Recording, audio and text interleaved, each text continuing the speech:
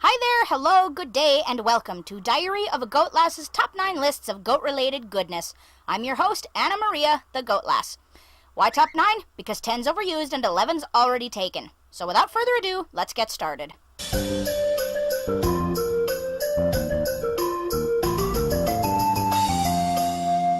Kicking off this list in the number 9 spot, pun intended, goats eat tin cans. Oh, if I had a nickel for every time I saw this in pop culture, I would not be raising goats and driving bus for a living. Seriously, I have no idea where this stigma came from, but this needs to be put to rest, or at least given a good long time out. Now, goats do not, I repeat, do not eat tin cans or garbage in general for that matter. And you gotta understand that as browsers, like deer and antelope, giraffe and ibex, it's in a goat's physiological nature to be curious and to examine their world with their mouth to see if it's worth eating or if it's poisonous or high in a key mineral. Now that's what browsers do, okay? It's kind of like someone in line at a Chinese smorg for the first time with no one there to tell them what's what. They take a little bit of everything to see what they like and how much of it, so that when they come back the next time, they know exactly what to eat. And for the record, goats are not the only creatures that nibble on or chew on their environment. I once had a horse lead rope that went from 7 feet to 2 feet when it was tied to a fence containing feeder calves. The lead rope could not be reached for comment. Number 8. Goats make great pets just like dogs. Okay, this one's not entirely wrong, but it's not entirely right either. Now, if you're looking for a really adventurous, unique, head-turning, conversation-starting, and frankly expensive pet, then miniature goats may just be up your alley. If you're looking for something that won't drive you crazy with its constant shenanigans, you might want a goldfish. Now the thing is, goats are livestock, and as livestock, they really don't need the fancy pet lifestyles of the rich and famous, but they do better with a simple job. Now, tasks for goats can be as interesting and diverse as that of a dog, like being a service animal for special needs individuals, professional bush clearing crews, or something as rudimentary as looking after newborn kids and being milked twice a day. Now, goats may be cute and fuzzy, but they're not cats or hamsters and should not be treated like so.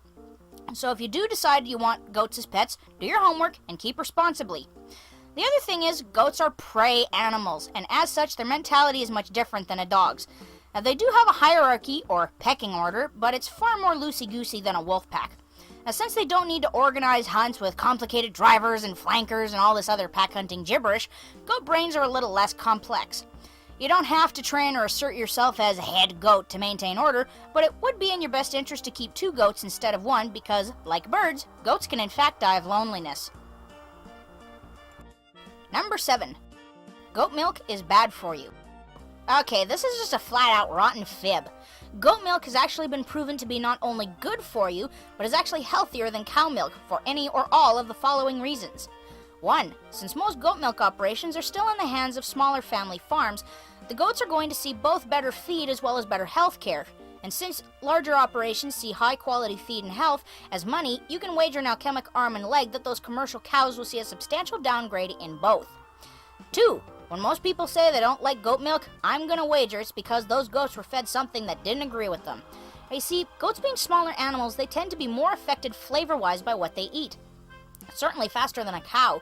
In fact, goats have the fastest metabolism of all known ruminants, second only to deer. In truth, goat milk, good goat milk I've read, has been compared to drinking melted ice cream, meaning it is thick, creamy, with just a hint of both sweetness and a little funk. There's really no other way to describe it. Just good old-fashioned funk. 3. Unlike in cows, a trend has now surfaced of using goat milk in the making of hand soaps. Now there's actually some sound science to back this up. Since goat milk has comparatively more butterfat in it than cow milk, it's one of the single best and gentlest moisturizers known to human hands. And number 4, people who are intolerant to the lactose in cow milk have been reported to being able to enjoy goat milk because it has less of the offending disaccharides than cow milk, but is higher in protein and vitamins and minerals. I, for one, can enjoy aged goat cheese, but can't touch anything cow milk related. So goat milk, whether as a refreshing and nutritious drink, a cube of cheese, at a wine tasting party, or a luxurious hand soap, is a sweet deal all around. Number 6. Goat meat is tough and gamey. Now this is a lot like the milk subject, where it's simply another case of good food meets bad quality. Now goat meat can be tough and borderline stinky if you try to rely on frozen and shipped from halfway across the globe for almost if not more money than the frozen and shipped halfway across the globe lamb right next door in the supermarket. Now, this curious conundrum also comes in part because goats are a creature of mountainous descent, so in a sense, it would make sense that they're going to be tough and hardy creatures, right? Now, if you want to taste real goat, then you're going to need to stow the grocery cart and grab a copy of your local paper's classified section. Now, do yourself a flavor favor and seek out an actual goat producer and ask when they will either be butchering or selling their yearling goats.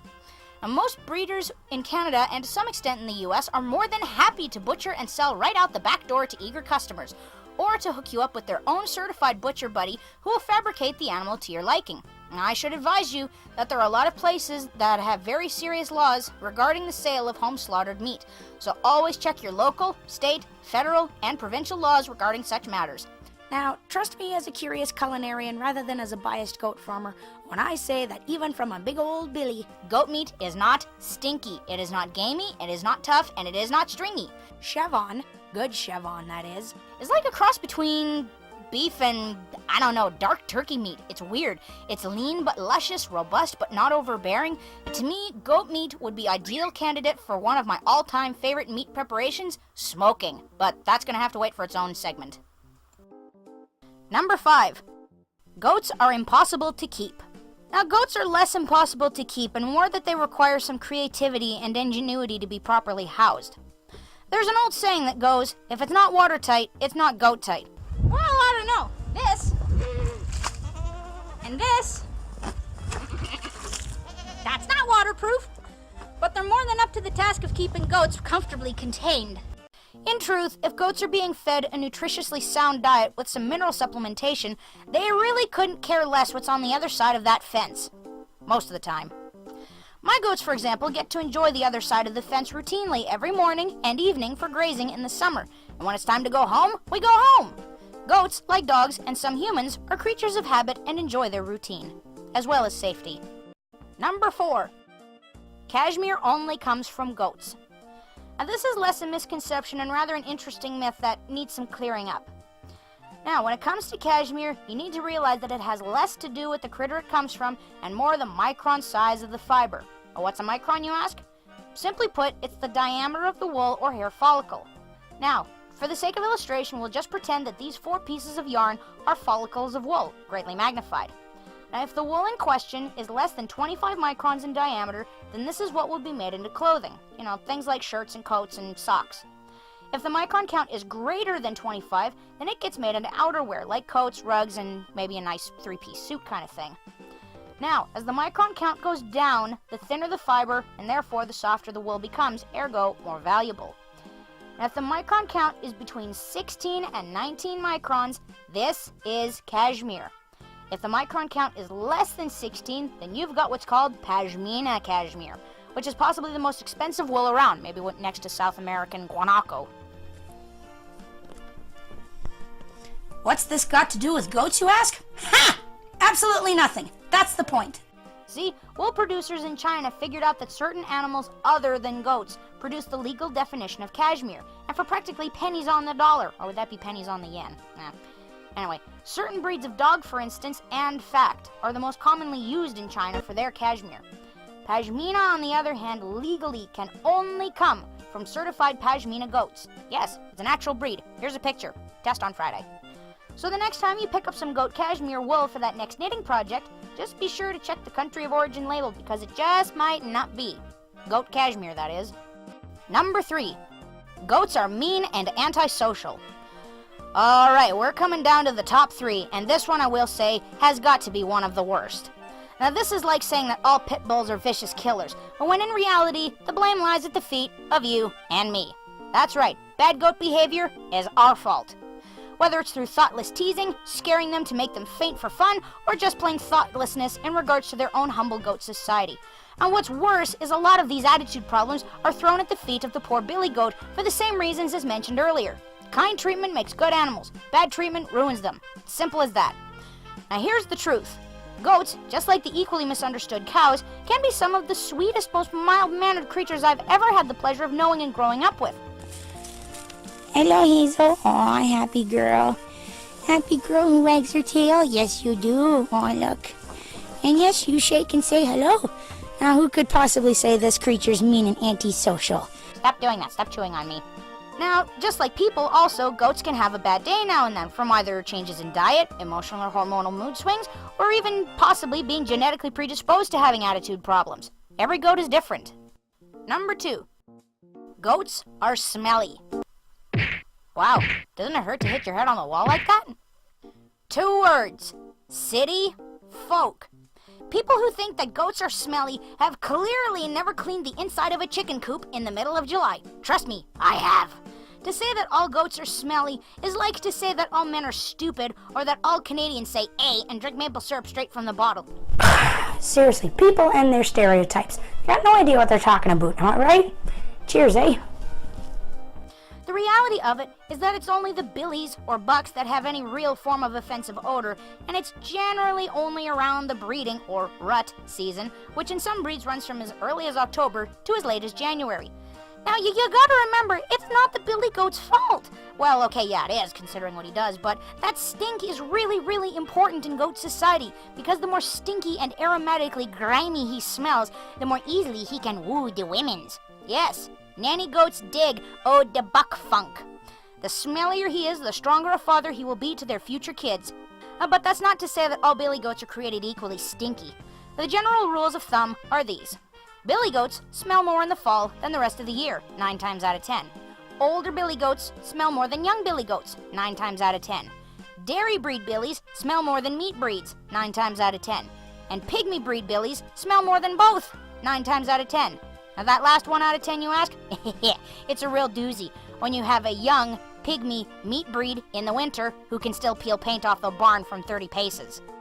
And the number 1 biggest misconception about goats is goats are satanic and or from the devil. Oh boy. You guys really want me to do this? Okay. Now first, we need to set something straight. God is all good, right? Therefore, nothing bad or evil can come from him, right? A sword in and of itself is not a bad thing, but what makes it bad is what you choose to do with it. So to say a goat, a creature that God made with love and care, is by nature bad or evil, is not only incorrect, it's just plain ignorant. Now before you go nuts and start throwing all kinds of whatever at me in the comments section below, I know full well about the passage in the Bible where Jesus talks about the last judgment and how I will separate the righteous from the wicked as a shepherd separates the sheep from the goats. In response to that, my answer is 2 words. Context! Alright, Jesus was addressing people who, for the most part, would take his parables and teachings at face value and not read any further into it. But, in that passage, Jesus was not saying that people who defy and sin against him are like goats, i.e. a bad creature.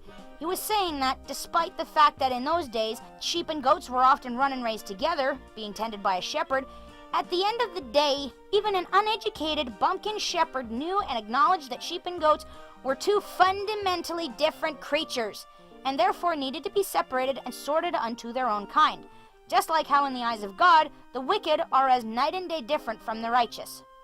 Wasn't that simple and easy? As far as the modern image of goats being satanic is concerned, I blame the heavy metal industry.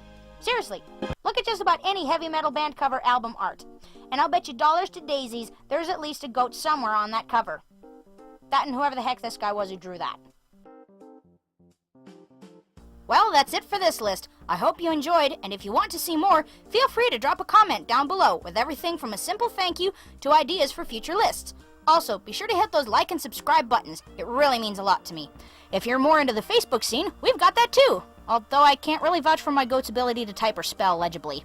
And just remember, every new like on Facebook or YouTube subscription comes with a free bag of peanut butter cookies. Really? No, not really. God bless and have a great day. Later, taters.